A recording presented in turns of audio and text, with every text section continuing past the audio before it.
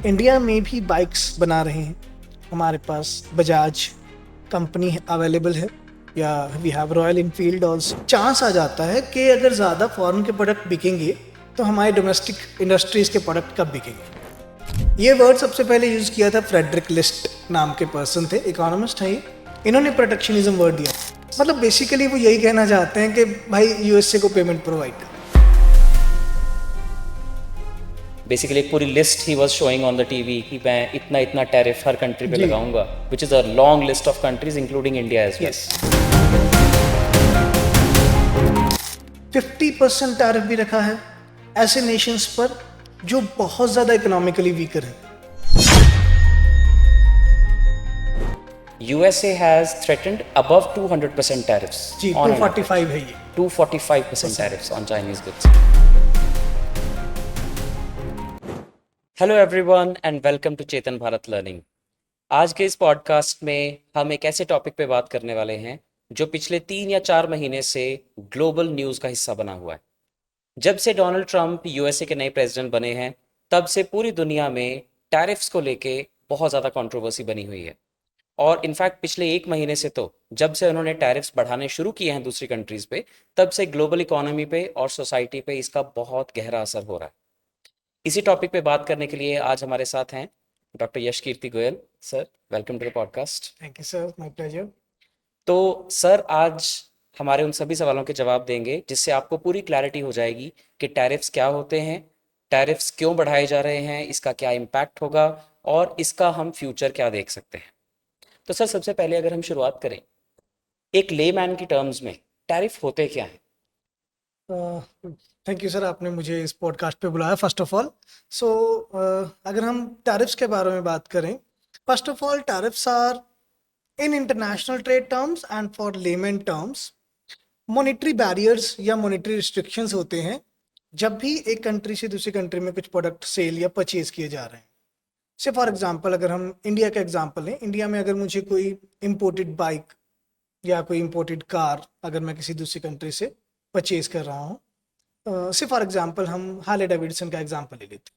अगर इंडिया में कोई पर्सन, कोई बाइकर हार्ले डेविडसन इंपोर्ट कर रहा है विच में cost around 5 lakh rupees per piece जी। तो उस पर जो इम्पोर्ट ड्यूटी रहती है वो लगभग 200% के आसपास की रहती है, जो कि टैक्स बना देती है 10 लाख रुपए तक का, और फाइनल प्रोडक्ट कस्टमर को पड़ेगा 15 लाख रुपए का।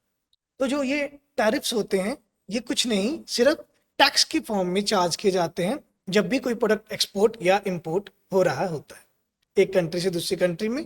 तो जब एक्सपोर्ट हो रहा है तो उसे हम एक्सपोर्ट ड्यूटी के नाम से जान लेते हैं, और जब वो इंपोर्ट हो रहा है तो हम उसे इंपोर्ट ड्यूटी के नाम से जान लेते हैं। राइट, जैसे आपने अभी एग्जांपल दी हार्ले डेविडसन बाइक्स की, जी तो इस पे 200% टैक्स, यू सेड 200% टैरिफ लगाया जाता जी, है। So, इंडिया चार्ज कर रहा है। इंडिया चार्ज करता है। So what is the reason behind such a high tariff? Sir इसमें ना 2 रीजन आते हैं जब भी हम इतने हाई टैरिफ्स की बात करते हैं। जी। मैं क्लैरिफाई करना चाहूँगा, इंडिया जो भी टैरिफ लगाता है दूसरे जितने भी नेशंस पर जब भी हम इंडिया में कुछ इंपोर्ट करते हैं, that was way around 5 to 200%। Right. तो किसी चीज़ पे 5%, किसी चीज़ पे 10%, जैसे मैंने अभी हार्ले का एग्जांपल दिया तो उसमें 200%। So you mean 200% is like an extreme example, ऐसा ये जी यूजुअल केस नहीं है? नहीं, ये यूजुअल केस नहीं है। जी। ठीक है, जैसे फॉर एग्जांपल हम कुछ सेमीकंडक्टर्स के एग्जांपल लें तो उन पे जी। जो टैरिफ रेट रहता है वो 33 से 40% के अराउंड रहता है। तो according to the need, according to the necessity of that product, उसमें हमें टैरिफ कम भी देखने को मिलता है। एंड जो आपका क्वेश्चन है फॉर क्या रीज़न है किसी कंट्री के टैरिफ लगाने के, बेसिकली 2 रीज़न रहते हैं कभी भी कोई कंट्री टैरिफ लगा रहा है तो। फर्स्ट ऑफ ऑल कोई कंट्री चाहता है कि मैं अपने डोमेस्टिक इंडस्ट्रीज को प्रोटेक्ट करूं। जैसे अगर हमने हार्ले डेविडसन का ही एग्जांपल लिया, इंडिया में भी बाइक्स बना रहे हैं। हमारे पास बजाज कंपनी अवेलेबल है, या we have Royal Enfield also. Definitely. तो हमारे पास ये एक बहुत चांस आ जाता है कि अगर ज़्यादा फॉरेन के प्रोडक्ट बिकेंगे तो हमारे डोमेस्टिक इंडस्ट्रीज़ के प्रोडक्ट कब बिकेंगे। तो हम चाहते हैं कि जो प्रोडक्ट हम भी बना रहे हैं वो फॉरेन से कम परचेज हो, ताकि हमारे डोमेस्टिक इंडस्ट्रीज वाले प्रोडक्ट्स की डिमांड इंटैक्ट रहे मार्केट में। इसलिए हम चाहते हैं कि हम टैरिफ लगा दें। जी। एक रीज़न तो ये है, और दूसरा रीज़न है जो कि ट्रेड डेफिसिट को लेके हाईलाइट किया जाता है। जब भी हम किसी कंट्री से कुछ इंपोर्ट कर रहे हैं तो एक बहुत ही जनरल सी बात है कि हमें उन्हें पेमेंट में यूएस डॉलर प्रोवाइड करने होते हैं, डॉलर के रूप में पेमेंट करनी होती है। जी तो जब हमें डॉलर के रूप में पेमेंट करना है तो काफ़ी ज़्यादा पेमेंट बन जाती है, which will weigh around billions and trillions of dollar. जी तो इतना जब ये ट्रेड अकाउंट का डेफिसिट बढ़ जाता है, दूसरी कंट्री को देने वाली पेमेंट इतनी बढ़ जाती है, तो इसलिए कई बार हम हाई टैरिफ सेट कर देते हैं कि प्रोडक्ट का प्राइस इतना महंगा हो जाए कि कोई राइट पर्सन परचेज ना करे। वो परचेज नहीं करेगा तो हमें अल्टीमेटली इतना डेफिसिट नहीं पे करना होगा किसी दूसरी कंट्री को। तो ट्रेड राइट अकाउंट के डेफिसिट को कम करने के लिए भी टैरिफ्स चार्ज किए जाते राइट। तो कोई कंट्री इन दो मेजर रीजंस की वजह से हैं। जी, टैरिफ बढ़ाता है। प्राइमरली यही दो रीजंस है। तो अगर हम अब यूएसए की बात करें जिसकी जी, वजह से ये सब कुछ हो रहा है, हाँ जी। So what do you think primarily are the reasons for US to increase their tariffs? USA का जो प्राइमरी रीजन है वो सेकंड वाला है, ट्रेड अकाउंट डेफिसिट वाला। अगर हम इंडिया के पॉइंट ऑफ व्यू से बात करें ट्रेड अकाउंट डेफिसिट की, तो इंडिया का जो ट्रेड अकाउंट का डेफिसिट है that is around 120 billion dollar right for the financial year 2024-25। जी बट अगर हम यूएसए की बात करें, यूएसए का जो ट्रेड अकाउंट डेफिसिट है it is around 1.3 trillion dollar oh for financial year 2024 and 25। So almost 10 times that of India. जी सर। जी तो अब यहाँ पर यूएस गवर्नमेंट के लिए ये एक बहुत बड़ा इशू आ गया है कि इतना जो ह्यूज टैरिफ लगाए गए हैं उसका रीजन ही यही है कि हमने इतने बड़े ट्रेड डेफिसिट को कवर कर। राइट। और जी उसमें जो उसका पहला वाला रीजन है कि वो अपनी इकोनॉमी को प्रोटेक्शनिस्ट मेजर्स के तहत प्रोटेक्ट करना चाह रहे हैं, जी, उसका कितना ये कंट्रीब्यूशन आपने है? एक अच्छा वर्ड यूज किया, प्रोटेक्शनिज्म या प्रोटेक्शनिस्ट पॉलिसीज। ये वर्ड सबसे पहले यूज किया था फ्रेडरिक लिस्ट नाम के पर्सन थे, इकोनॉमिस्ट हैं ये। इन्होंने प्रोटेक्शनिज्म वर्ड दिया था कि हम अपने डोमेस्टिक इंडस्ट्रीज को प्रोटेक्ट करने के लिए भी टैरिफ चार्ज करते हैं। जी अब यूएसए का इतना कंसर्न इन चीज़ों के लिए नहीं आता है because USA is net of importer. US जो ज़्यादा एक्सपोर्ट करता है वो एक्सपोर्ट करता है क्रूड ऑयल।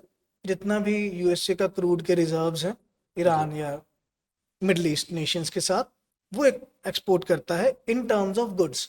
बट जी in terms of services USA भी बहुत सारी चीज़ें इंपोर्ट करता है।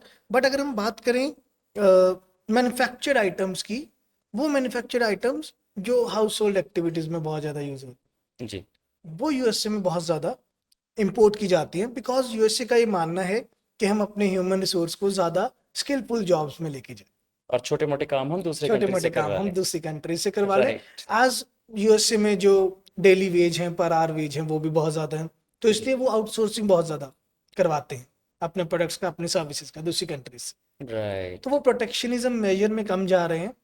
प्रोटेक्शनिज्म मेजर में वो जा रहे हैं ज़्यादातर कार इंडस्ट्रीज के लिए बिकॉज यूएस में बहुत सारे जर्मन कार्स इंपोर्ट होते हैं।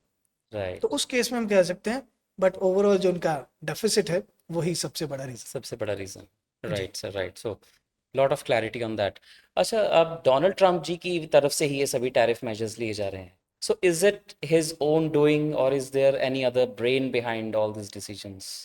यस, ये काफ़ी अच्छा सवाल है आपका। यूएस के टैरिफ्स को देखते हुए स्टीफन मिरान नाम के पर्सन है, doctor Stephen Miran, Harvard University से इन्होंने पीएचडी किया हुआ है और ये अभी वहाँ राइट पे प्रोफेसर भी हैं। और बड़ी इंटरेस्टिंग बात है कि जो इनके पीएचडी गाइड थे वो चीफ इकोनॉमिक एडवाइजर थे प्रेसिडेंट रोनाल्ड रीगन के। ओह जी, तो एक कंट्रोवर्शियल थिंग भी है कि सर रीगन अपने आप में नियो लिबरल हैं और ट्रंप जी अपनी प्रोटेक्शनिस्ट मेजर में आ गए हैं। तो राइट डॉक्टर स्टीफन मिरान ने ये पॉइंट आउट किया कि कैसे यूएसए के ट्रेड डेफिसिट को हम कम कर सकते हैं, जिसमें राइट उन्होंने दो तीन चीज़ों की डिमांड की कि ट्रंप ऐसा करेंगे तो हमारा ट्रेड डेफिसिट कम होगा। जी जिसमें सबसे पहले तो यही था कि हम बहुत सारे टैरिफ्स चार्ज करें दूसरी कंट्रीज से जो इंपोर्ट्स यूएसए में आ रहे हैं। दूसरा वो कहना चाहते थे कि यूएसए के साथ ज़्यादा डिफेंस टाइज रखो और यूएसए से मिलिट्री इक्विपमेंट्स बहुत ज़्यादा परचेज किए जाएं दूसरी कंट्रीज की तरफ से। Of course. मतलब बेसिकली वो यही कहना चाहते हैं कि भाई यूएसए को पेमेंट प्रोवाइड कर, या तुम सिंपल, हमसे ये खरीदो ही खरीदो ताकि हमारा डेफिसिट कम हो कम हो सके। जाए, हमारा रेवेन्यू जनरेट हो जी। जाए। जी तो फिर अब जैसे हमने देखा ही है कि डोनाल्ड ट्रंप जी ने बेसिकली एक पूरी लिस्ट ही was showing on the TV कि मैं इतना इतना टैरिफ हर कंट्री पे जी लगाऊंगा, which is a long list of countries including India as well. Yes. तो अब उसका इम्पैक्ट आपको क्या लगता है ग्लोबल इकोनॉमी पे क्या होने वाला? अगर हम ग्लोबल इकोनॉमी की बात करें तो उन्होंने 50% टैरिफ भी रखा है ऐसे नेशंस पर जो बहुत ज़्यादा इकोनॉमिकली वीकर हैं। जी ठीक है, अगर हमसे बांग्लादेश की बात करें उस पर 38% टैरिफ रखा गया जो कि इंडिया से इकोनॉमिकली बहुत वीकर है। And in comparison to that Bangladesh, अगर हम इंडिया का बात करें, इंडिया के टैरिफ जो लगाया गया है वो 26% टैरिफ है। ठीक है, तो ऐसा राइट नहीं है कि टैरिफ लगाने के लिए उन्होंने कोई बेसिक फार्मूला बनाया। उन्होंने देखा कि हमारा किस कंट्री के साथ कितना लॉस है, ट्रेड लॉस है, उसको कितने परसेंट से कवर किया जा सकता है। राइट एक ये बात, और दूसरा, दूसरी कंट्रीज हम पे कितना टैरिफ लगा रहे हैं उसका हम 50% टैरिफ चार्ज करें। अगर हम इंडिया की बात करें, इंडिया यूएस प्रोडक्ट्स पर ऑन एवरेज 52% टैरिफ चार्ज करता है। राइट उन्होंने इसीलिए इंडिया पर 26% टैरिफ लगाया। अब जी जो आपके सवाल का जवाब है वो यही है कि जब इतने डिफरेंट डिफरेंट नेशंस पर different different kind of tariff या रेट्स ऑफ टैरिफ चार्ज किए गए, जी तो वहां पर जिस कंट्री पर कम टैरिफ है दैन इट्स नेबर कंट्री, उन्हें कंपैरेटिव एडवांटेज मिल जाता है। अगर राइट यूएसए का कोई सिटीजन बांग्लादेश से कुछ टेक्सटाइल प्रोडक्ट इंपोर्ट करेगा तो उसे 38% टैरिफ लगेगा, but at the same time अगर वो इंडिया से इंपोर्ट करेगा फिर उसे 26% टैरिफ ही लगेगा। राइट तो इंडिया के लिए वहाँ अपॉर्चुनिटी आ जाती है कंपैरेटिव एडवांटेज के केस कंपैरेटिव में। एडवांटेज के जी, केस में बट अगर हम बात करें ग्लोबली, जो एक नैरेटिव चल रहा है वो थोड़ा ज़्यादा नेगेटिव टिल्ट में है, बिकॉज यूएस सिटीजन्स को ये सारे प्राइस पे करने पड़े। तो यूएसए में इन्फ्लेशन लेवल किस हद तक बढ़ जाएगा वो शायद ट्रम्प जी सोच नहीं पा रहे। राइट ठीक है, and there is very inverse relationship between, जब भी प्रोटेक्शनिस्ट मेजर्स अपनाए गए से टैरिफ अप गए तो कैपिटल मार्केट के इंडाइसेस में डाउनफॉल देखने जैसा कि को हमने देखा मिला। भी जी, कि यूएसए की जो स्टॉक मार्केट्स हैं यूएसए वो की क्रैश स्टॉक की मार्केट बहुत क्रैशिंग साइड में चल रही है और उसका राइट लिटरल इम्पैक्ट इंडिया पर भी हमें देखने को मिला। Moving on to the next question, मेरा अगला सवाल यही था कि अगर इन जनरल ग्लोबल इकोनॉमी पे इम्पैक्ट ये है तो इंडियन इकोनॉमी पे क्या इम्पैक्ट इसका रहेगा? जी, यस, इंडियन इकोनॉमी पे जो इसका इम्पैक्ट रहेगा, जो मैंने लास्ट सवाल में भी आंसर दे रहा था कंपैरेटिव एडवांटेज वाला, जी तो कंपैरेटिव एडवांटेज के केस में तो इंडिया के लिए ये बहुत अच्छी बात रही जी कि से हम बांग्लादेश की बात करें, बांग्लादेश टेक्सटाइल में अभी काफ़ी आगे जा रहा है। इंडिया के केस में एक रिपोर्ट भी आया था कुछ टाइम पहले जिसमें बताया गया था कि बांग्लादेश ने 2014 से 2024 तक अपने टेक्सटाइल सेक्टर में अराउंड 9% का ग्रोथ देखा, और at the same time India ने उसमें सिर्फ 2.5% का ग्रोथ देखा। तो राइट वहाँ बांग्लादेश के केस में इंडिया के लिए एक अच्छा एडवांटेज आ जाता है, कंपैरेटिव एडवांटेज, कि इंडिया से टेक्सटाइल का एक्सपोर्ट ज़्यादा हो सकता है। और अगर हम वियतनाम का एग्जांपल लें तो वियतनाम में हम बहुत ज़्यादा इलेक्ट्रॉनिक सेगमेंट को बढ़ता हुआ देख रहे हैं। तो वियतनाम पे जो टैरिफ चार्ज किया गया है दैट वाज अराउंड 32%। तो राइट इंडिया में अगेन कम टैरिफ है, 26% टैरिफ है। तो जी अगेन इंडिया में इलेक्ट्रॉनिक मार्केट में भी हमें पुश देखने को मिल सकता है। ठीक है, जी ये कुछ इकोनॉमिस्ट के पॉजिटिव साइड्स हैं, बट अगर हम नेगेटिव साइड्स की बात करें तो जैसे हमने स्टॉक मार्केट की बात की, जी इंडिया का जो स्टॉक मार्केट है that was way too dependent upon US stock market. तो यूएस के स्टॉक मार्केट में अगर इंडाइसेस फॉल किए, सेम फॉल हमें देखने को मिला इंडिया के स्टॉक मार्केट में भी। जी तो वहाँ स्टॉक मार्केट में इन्वेस्टर्स का सेंटिमेंट्स बहुत ज़्यादा हार्म होते हैं और फॉरेन इन्वेस्टमेंट जो है वो बैक पुश लेती है, वो वापस यूएसए में जा रही है, जिसके कारण हमारे फॉरेक्स रिजर्व बहुत ज़्यादा कम हो रहे राइट हैं। जो लार्जर इम्पैक्ट्स हैं वो काफ़ी ड्रास्टिक हों। राइट राइट राइट तो मतलब in general it's a bad news, it's a bad. It's bad news. जी, राइट। तो सर अगर अभी चाइना ने जैसे रिसेंटली अनाउंस किया कि हम भी फिर रिटेलिएटरी टैरिफ्स लगाएंगे जी, अगर यूएसए हमारे ऊपर टैरिफ लगाएगा, हाँ जी, and the things have gone to the extent that USA has threatened above 200% tariffs जी, on to an forty average, five है ये 245% percent. Tariffs on Chinese goods. तो अगर ये सब हो रहा है, so do you think that we are in the midst of a global trade war? It's a big yes, oh yes it's a big yes. क्योंकि अगर आप रिसेंटली देखें तो कुछ दिन पहले ट्रम्प जी ने 90 डेज पॉज लगा दिया टैरिफ्स पर, जी बट चाइना और यूएसए में जो ये रिटेलिएटरी वॉर है ये अभी भी चल रहा है। चाइना पर जो सबसे पहले टैरिफ लगाया गया था दैट वाज 34%, उसे बढ़ाकर 84% किया। देन उसे बढ़ाकर 124% किया, देन उसे बढ़ाकर 145% किया, अब उसे बढ़ाकर 245% किया गया।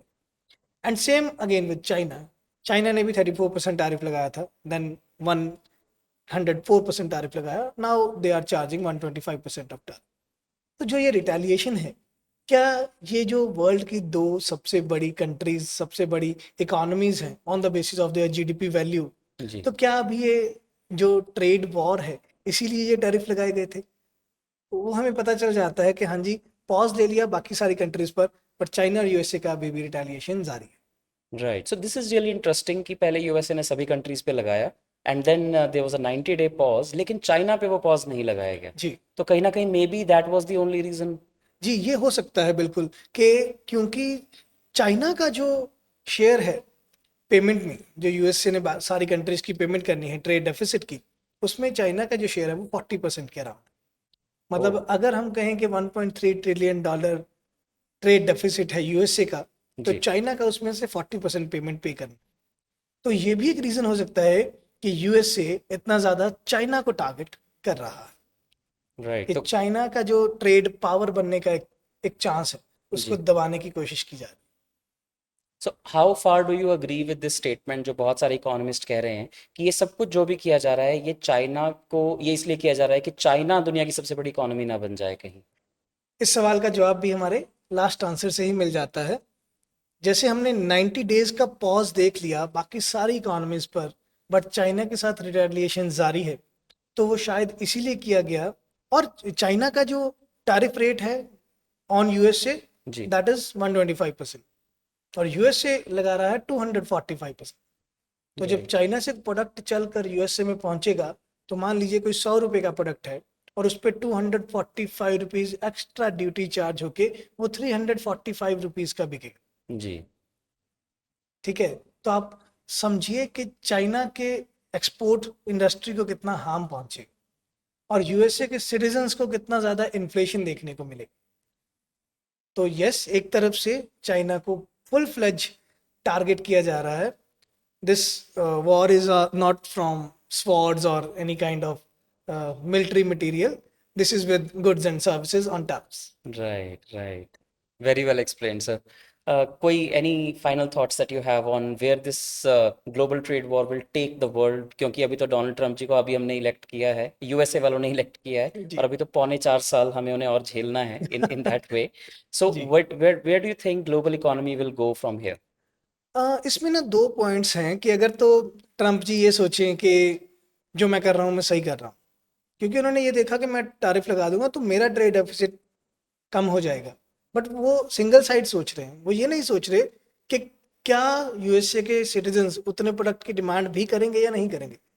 बिकॉज अगर टैरिफ लग गए तो प्राइस हाई हो जाएंगे, और प्राइस हाई हो जाएंगे तो डिमांड कौन करेगा प्रोडक्ट का। तो राइट एक तो वो ये बात नहीं सोच रहे हैं, और दूसरा वो ये नहीं सोच रहे हैं कि हमारी ओवरऑल जो कैपिटल मार्केट इम्पैक्ट हो रही है, वो खुद एक बिजनेसमैन है, उनकी खुद की कंपनीज हैं, तो उनकी कंपनीज की मार्केट वैल्यूएशन पे कितना बैड इम्पैक्ट होगा, राइट वो ये भी नहीं समझ रहे हैं।